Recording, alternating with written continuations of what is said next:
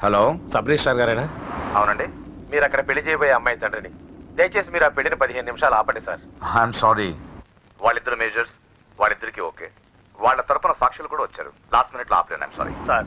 నా కూతురు మోసపోయింది. ఆ ఇడియట్కి ఆల్రెడీ పెళ్లి అయిపోయింది. ఒక్క 10 నిమిషాలు ఆపండి. పోలీసులు తీసుకుని సాక్ష్యాలతో సహా వస్తున్నాను. ప్లీజ్ చూడండి, వాళ్ళు నెల రోజుల కింద ఈ పెళ్లికి అప్లై చేశారు. నా డ్యూటీ నేను చేస్తున్నాను. లాస్ట్ మినిట్ లో క్యాన్సిల్ చేయాలని ఐఎమ్ సారీ. సార్, ఒక్క 10 నిమిషాలు వెయిట్ చేయండి. నేను నిరూపించలేకపోతే పెళ్లి చేసేయండి సార్.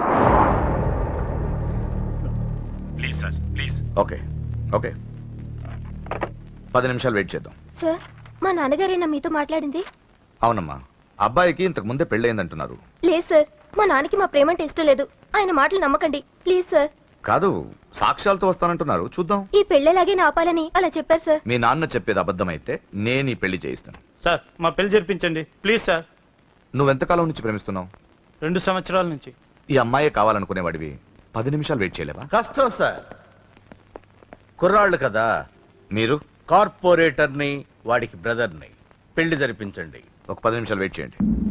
50,000 సరిపోతుందా? లోపల పెట్టుకో. చాలదా?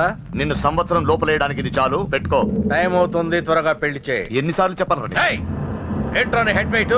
మంచి వచ్చాడో నీకు అనవసరం. నీ డ్యూటీ నువ్వు చేయరా. ఈ ఆస్తి కోసం సంవత్సరం నుండి ఎన్నో స్కెచ్లు వేసి అమ్మాయిని ఇక్కడ దాకా తీసుకొచ్చాను.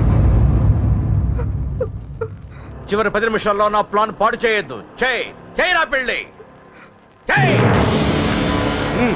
అది వాళ్ళు రెడీ. వీళ్ళందరూ తీసుకొని పదండి. త్వరగా పెళ్లి చేస్తావరా? నీ అంతు చూస్తా. చూసావరా? పదరా, పద. చూడమ్మా, ఇందాకే చెప్పాను, నా డ్యూటీ చేయాలి కాబట్టి ఇలా పెళ్లిళ్ళు చేస్తున్నాను. కానీ ప్రేమ పెళ్ళిళ్ళంటే నాకు ద్వేషం. ఇలా ఎన్నో పెళ్లిళ్ళు చేశాను. వాళ్లలో సగం మంది జీవితాలు పాడైపోయాయి. నువ్వు ఇంకా అదృష్టవంతురాలివి.